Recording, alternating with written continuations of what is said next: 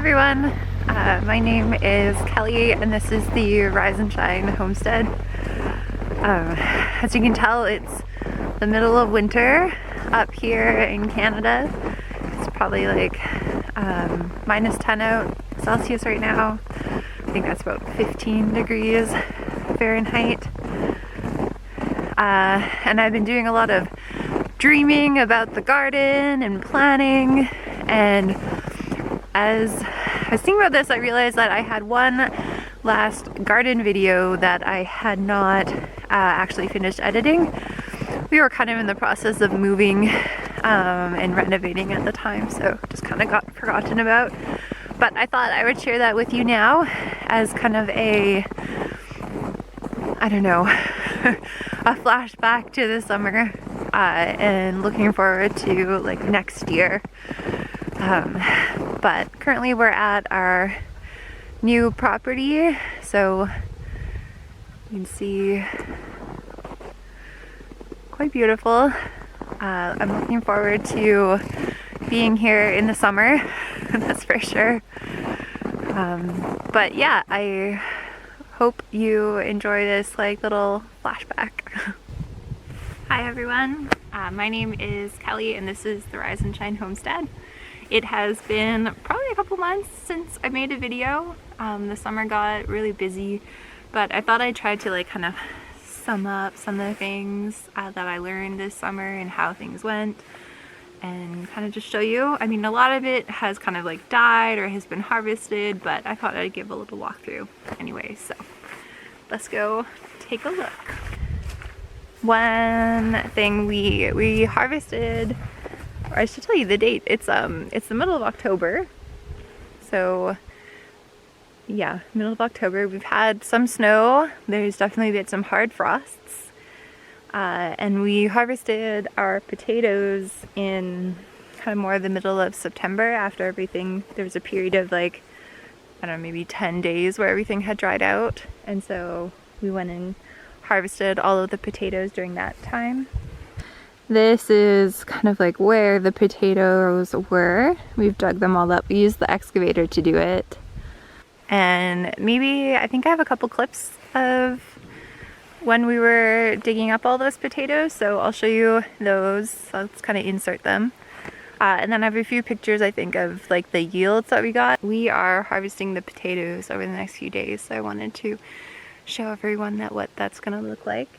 So there are a lot of weeds, and this will be interesting to see, even despite the weeds, how many potatoes we get. So behind me are our rows of potatoes. So like this is a row of potatoes and that's a row of potatoes. You can see it's, you can't even really see the potato plants, but we're gonna dig them up. We're in the last row where I was taking a look and hand digging and there wasn't really much in there. I found like one potato, so going pretty fast on that one.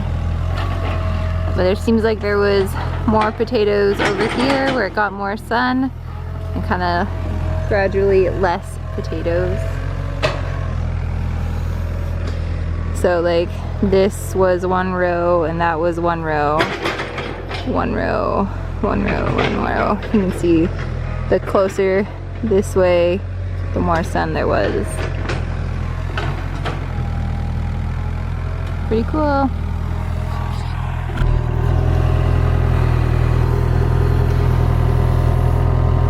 Here we are at the brush pile garden. We had like 500 plants of potatoes, but I mean, yeah, we didn't get like so many that we were like, why did we plant all of these? It was actually better that we planted so many potatoes. In here, these are the carrots. I mean, they still look like they haven't quite died yet. Some of them were big, but most of them were kind of like little things.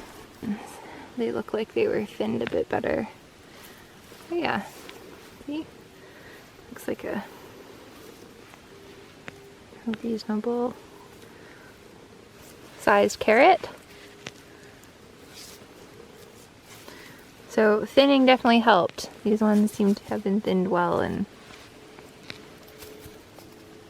I mean, they're not like huge carrots, but they're carrots. Here, these are all the peas. I've already kind of come through and harvested all of them. I let a whole bunch of them dry as well so that I could come and like collect them dry so I can plant them next year. So already gone through and did that. But today I was also hoping to come through and collect some of the beans. So that's kind of like all in here. Just letting these ones dry because I wanted to harvest them as like dry beans. I don't know, they don't seem like, when the peas got dry, they got like crispy, crunchy kind of dry, and these feel kind of soft. I think it's maybe because they got frosted. And here, this was the squash all along there. I got 2 spaghetti squash, like full-size ones. One thing that was probably, it was from the spaghetti squash seeds, but it does not look like a spaghetti squash. I think it was some sort of like hybrid. And then 2, I think they were probably buttercup squashes. And I think the reason why these didn't do so great was, well, I mean, they started really putting off flowers kind of when it was too late for them to like be putting off flowers, you know. It was already kind of getting into like the end of August, and there was not a lot of hope that they would put out any like mature fruit by the time you need to harvest them. And so yeah, you can see a lot of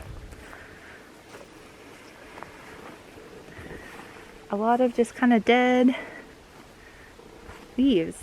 But there's a few that look like they were putting out one last effort. See this little guy? I'll probably just collect him and use it as like more like a zucchini.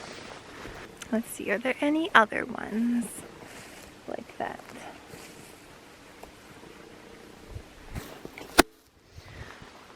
So here's one that I didn't pick, but I will pick now.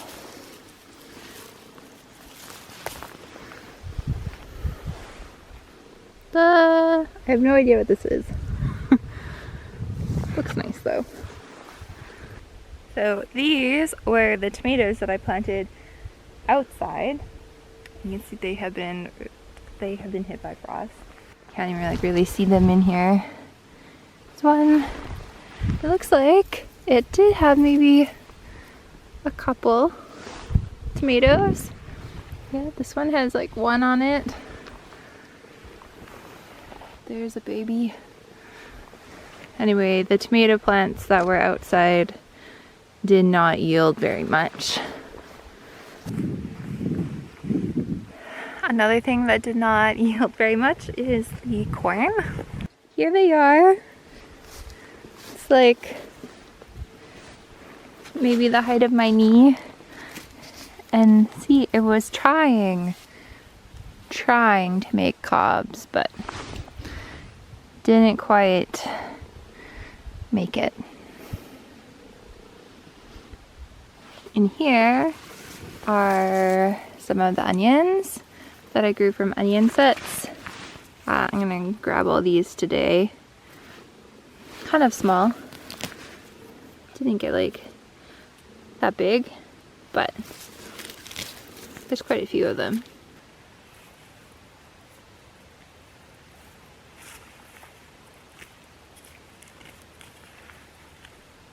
So that's from one spot. And this is from the other onion spot. So, I know this kind of is like the biggest size that they got. All right, we're at the pig pen garden. I've already come and harvested the peas from the sweet magnolias peas here. But what I want to show you is the kale. This is the same kale that I planted in April. And I mean, it looks great. The spinach and like lettuces have bolted, but I mean the kale looks really good, which is pretty cool. I'll let it go a little bit more before I come in, harvest some of it. All right, so here we are at the greenhouse with the tomatoes. Now I've already kind of come through and collected most of the big tomatoes, just because we were getting like some really cold nights. But the plants are still alive. I kind of did it as a precaution, and I left some of the ones that didn't look like they would kind of ripen on their own because they were a little too small. But I thought I'd show you how it looks. Here are the tomatoes.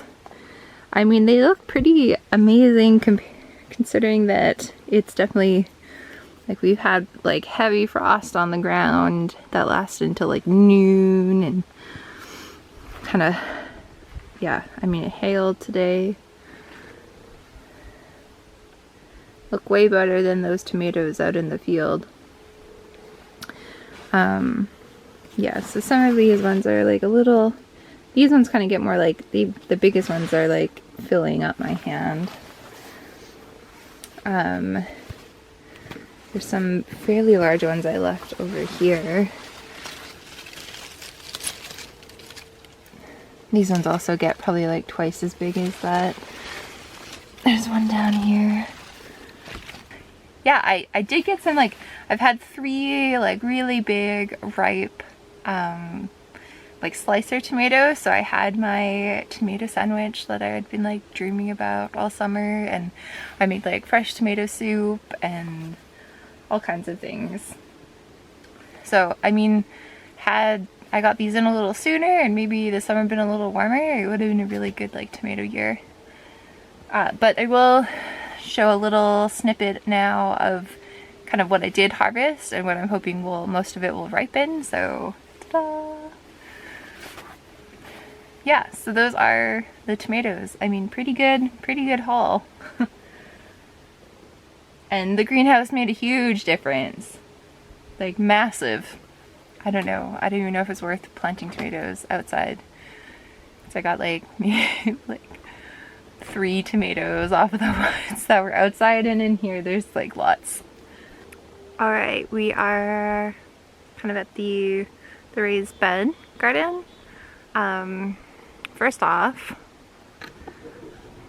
can you see those sunflowers there that are like leaning over? These things were supposed to get like 6.5 feet tall, but they are definitely like, I'll stand one up. Nope, I won't stand one up. But I think they're more like 12 feet. They're very tall. They did have sunflowers. This one had sunflowers too, but it's all fallen down. This garden I was not able to really like keep up with the slugs. No, not at all. They kind of devastated everything. The few survivors though of the slugs include the lettuces, amazingly enough, although these are now bolting, but they survived. There's some lettuces under this net over there that also survived. Pretty much everything else though got like destroyed. Oh, maybe other than the Swiss chard. I guess slugs don't care for Swiss chard. And then one other thing that did a lot better than I thought it was going to were the scarlet runner beans. So the kind of arbor behind me was actually quite full at one point. They all went to like the top. and kind of check those guys out. So that's how big they got. And you can see there's lots of them.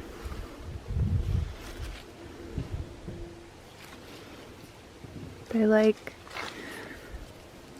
little snakes. I don't know when to eat these. I was gonna just get them when they were like dried for a dry bean, and they're kind of like a little fuzzy, so I don't know how palatable the outsides are. Does anyone eat scarlet runner beans? Okay, giant bean. Let's see what it looks like on the inside. Wow. I'm just gonna kind of open it and show you guys all of them in here.